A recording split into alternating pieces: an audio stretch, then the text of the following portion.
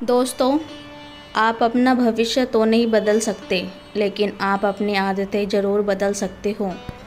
और निश्चित रूप से आप ही यही आदतें अपना भविष्य बदल देगी।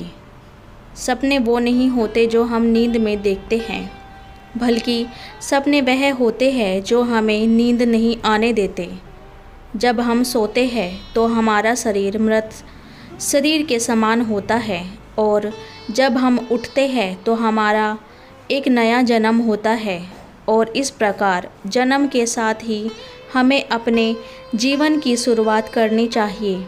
अपने दिन को, अपने जीवन को एक नई दिशा देनी चाहिए। दिन में पूरे 24 घंटे में सबसे ज़्यादा खूबसूरत और सबसे ज़्यादा ऊर्जावान और जीवन को सबसे ज़्यादा प्रभावित करने वाला समय सुबह का होता है। और इस सुबह के समय में जिन आदतों को आप अपने जीवन में अपनाओगे, वास्तव में वो आदतें आपके पूरे दिन को नहीं बल्कि आपकी पूरी ज़िंदगी को भी प्रभावित करेगी और आपके लक्ष्य पर सकारात्मक प्रभाव डाल सकती है।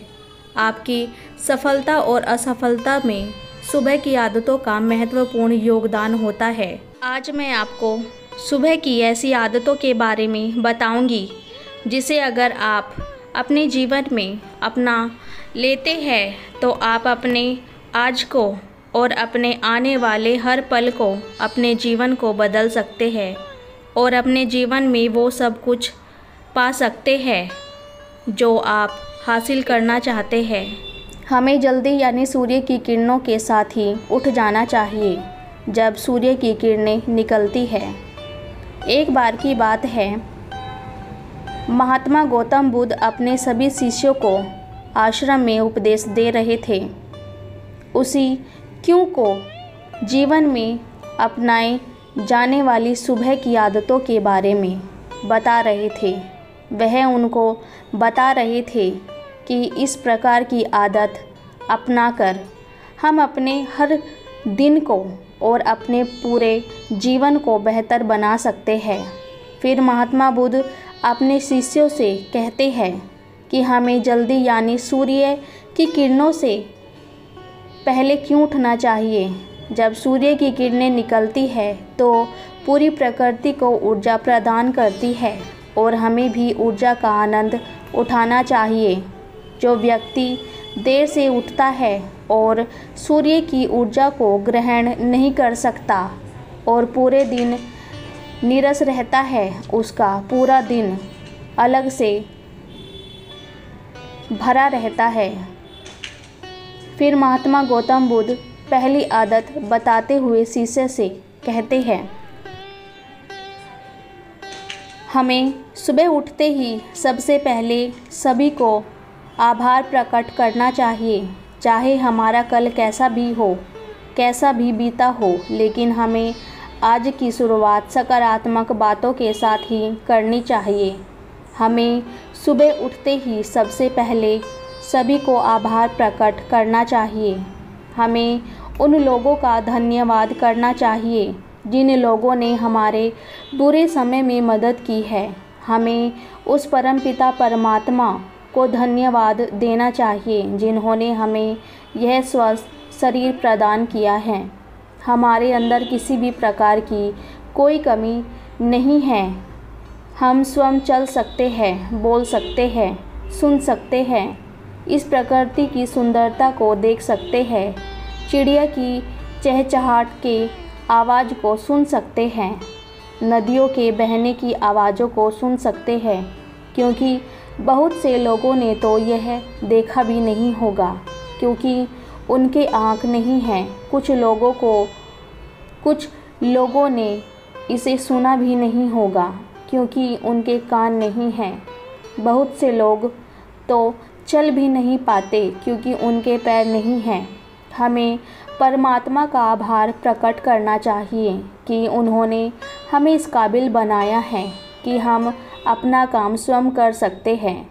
किसी और पर हमें निर्भर नहीं रहना पड़ता, जबकि बहुत से लोगों को चलने के लिए भी दूसरों का सहारा लेना पड़ता है और दूसरों के ऊपर निर्भर रहते हैं। हमें इस प्रकृति को, अपने आसपास की चीज़ों का धन्यवाद करना चाहिए जिन्होंने हमारे ज़िंदगी को इतना सुंदर बनाया है। यह रंग बिरंगे फूल जो हमें खुशबू प्रदान करते हैं, वह नदी जो हमें पीने का पानी उपलब्ध कराती हैं, यह पेड़ पौधे, ये शुद्ध हवा या फल हमें इस प्रकृति से प्राप्त होते हैं। हमें इन सब का आभार प्रकट करना चाहिए, इनको धन्यवाद देना चाहिए। इन सब ने मिलकर हमारे जीवन को बेहतर ही बनाया है। 3, हमें ध्यान करना चाहिए। हमारे मन के भीतर कई तरह के विचार चलते रहते हैं। विचारों का एक कोलाहल मचा रहता है। हम नहीं चाहते कि फिर भी हमारे मन में कोई ना कोई विचार आ ही जाता है और इन विचारों के कारण ही हम तनाव महसूस करते हैं। हमें इन विचारों को शांत करना होगा और हम इन विचारों को ध्यान के माध्यम से ही रोक सकते हैं। इसके लिए हमें एक शांत जगह पर बैठ जाना है और अपनी आती जाती सांसों पर ध्यान लगाना है। हमें इस बात का ध्यान रखना है कि हम किस नाक से सांस ले रहे हैं और किस नाक से छोड़ रहे हैं। शरीर के कौन कौन से अंग से टकरा रही है। जब हम अपना ध्यान हमारी पूरी सांसों पर लगाएंगे तो हमारा मन एक जगह पर केंद्रित हो जाएगा और भटकना बंद कर देगा। और जब हमारा मन एक जगह पर केंद्रित हो जाता है तो हमारे मन को एक नई ऊर्जा प्रदान होती है और वही ऊर्जा हमारे दिल और दिमाग को उत्साह से भर देती है और खुशी प्रदान करती है। ध्यान करने से हमारा दिमाग स्वस्थ हो जाता है, हमारे मन के सारे विचार खत्म हो जाते हैं और दिल में हम जब भी कोई कार्य करने वाले होते हैं तो उसके लिए हमें निर्णय लेने में भी बड़ी आसानी होती है और हम सही और स्पष्ट फैसले लेने लगते हैं। अपने काम को पूरी लगन से कर देते हैं। हमारा पूरा दिन तनाव मुक्त रहता है। हमें रोज़ व्यायाम करना चाहिए। इसके बाद महात्मा बुद्ध अपने सभी शिष्यों को तीसरी आदत बताते हैं कि आभार प्रकट करने के बाद और ध्यान करने के बाद हमें व्यायाम करना चाहिए। हमारे शरीर के लिए जितनी ज़रूरी भोजन और पानी है उतना ही ज़रूरी व्यायाम भी है। व्यायाम करने से हमारा शरीर स्वस्थ और सुस्त रहता है और हमारा मन प्रसन्न रहता है। व्यायाम करने से हमारे शरीर के सभी अंग सुचारू रूप से कार्य करते हैं, हमें ऊर्जा प्रदान करते हैं, कार्य को करने की शक्ति प्रदान करते हैं, जिससे हम अपने कार्यों को आसानी से पूरा कर पाते हैं और हमें थकान का अनुभव भी नहीं होता, जिससे हम बिना थके पूरा कार्य को जल्दी जल्दी कर सकते हैं। व्यायाम करने से हमारा शरीर स्वस्थ व निरोगी रहता है। हमें किसी भी प्रकार का कोई रोग नहीं होता। हमारे पास चाहे कितनी भी धन दौलत हो, सुख सुविधा ही क्यों ना हो, अगर हमारा शरीर स्वस्थ नहीं होगा तो हम किसी भी सुख सुविधा का आनंद नहीं ले पाएंगे। अगर हमारा शरीर किसी भी रोग से ग्रस्त हो जाएगा तो फिर उसे यह धन दौलत ठीक नहीं कर पाएंगे। स्वस्थ शरीर सुखी जीवन की निशानी है। स्वस्थ शरीर सुखी जीवन की निशानी है। उसको हेडलाइन करना है। जितना हम अपने शरीर को कष्ट देंगे उतना ही हमारा शरीर हमें सुख प्रदान करेगा और जितना हम अपने शरीर को आराम देंगे उतना ही यह हमें कष्ट प्रदान करेगा। इसलिए हमें नियमित रूप से व्यायाम करना चाहिए। व्यायाम करने से हम पूरे दिन प्रसन्न रहते हैं और अपने सभी कार्यों को आसानी से कर पाते हैं। व्यायाम करने से हमें दीर्घायु प्राप्त होती है और हम लंबे समय तक युवा नज़र आते हैं।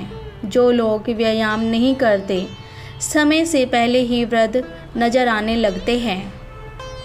5. अपने पूरे दिन की दिनचर्या लिखनी है। इसके बाद गौतम बुद्ध अपने शिष्य को सुबह की चौथी आदत बताते हुए कहते हैं, आभार व्यक्त करने के बाद, ध्यान करने के बाद और फिर व्यायाम करने के बाद तुम्हें एक कागज़ और एक कलम उठानी है और उस कागज़ और उस कलम से अपने पूरे दिन की दिनचर्या लिखनी है। अपने सभी कार्यों को लिखना है जो उस दिन आप करोगे और उन सभी कार्यों का समय निर्धारित करें जिससे आप एक निश्चित समय में अपने सभी कार्यों को पूर्ण कर पाएंगे और आपका कोई भी कार्य नहीं छूटेगा। और एक बात का और ध्यान रखें, आप अपने उन कार्यों में एक ऐसा कार्य जरूर लिखें जिसमें तुम किसी व्यक्ति या पशु की निस्वार्थ भावना से मदद करोगे, जैसे कि किसी गरीब को भोजन खिला दिया, किसी पशु को घास डाल दिया या फिर उसे पानी पिला दिया। ऐसा करने से तुम्हें शांति प्राप्त होगी और जब तुम्हारा पूरा दिन खत्म हो जाएगा तो तुम्हें एक अलग ही खुशी का अनुभव होगा कि आज मैंने एक अच्छा कार्य किया है, आज मैंने किसी की निस्वार्थ भाव से मदद की है, आज का दिन मेरा बहुत अच्छा बीता।